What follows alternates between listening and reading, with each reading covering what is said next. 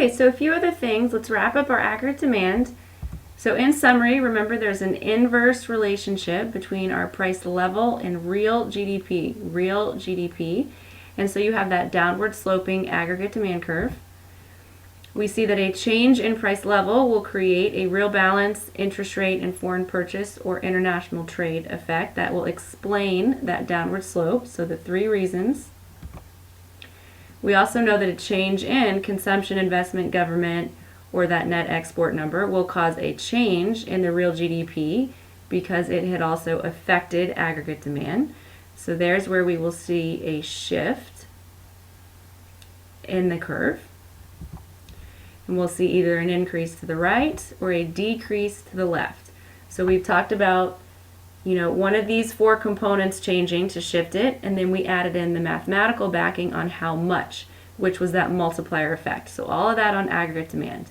So let's move to aggregate supply.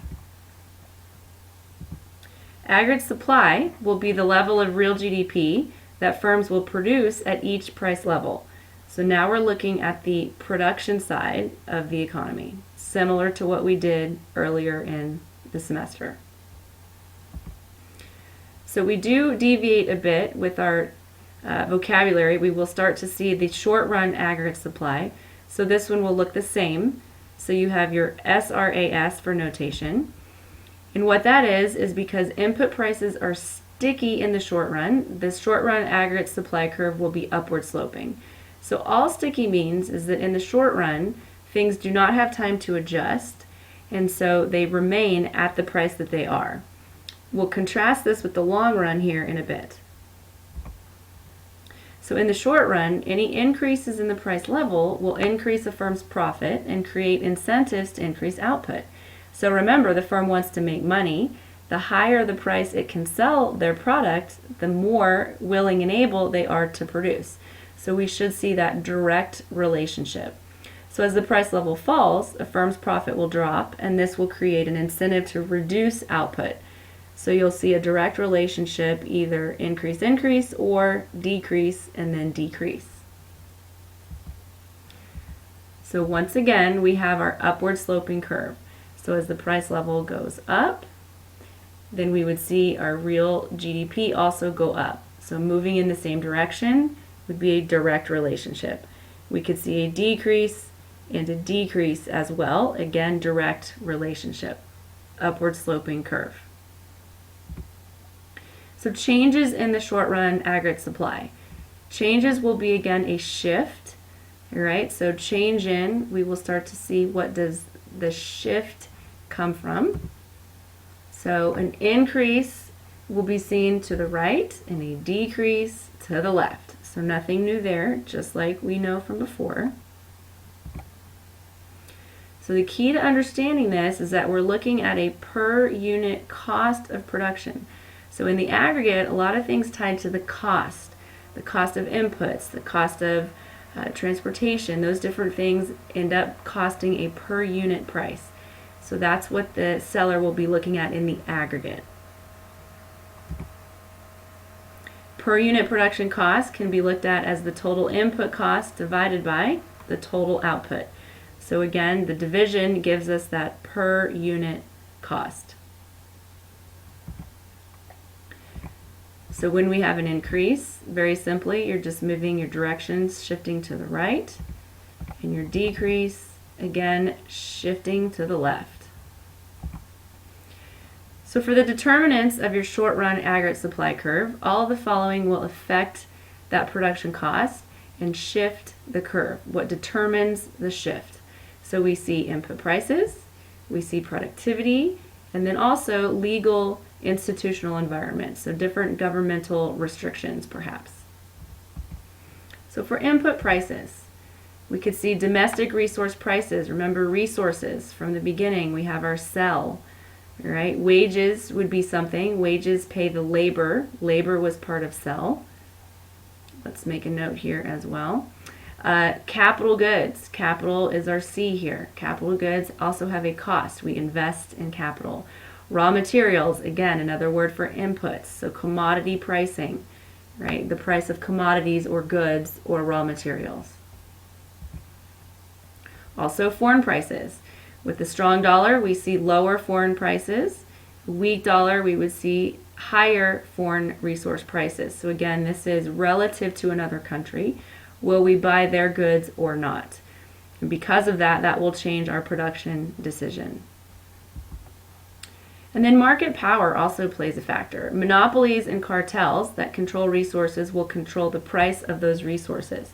So if you think of a monopoly company, monopoly is something where there's just one sole producer. They're going to keep those input prices and take control of them and control those different resources. Increases in resource prices and our short-run aggregate supply curve will decrease.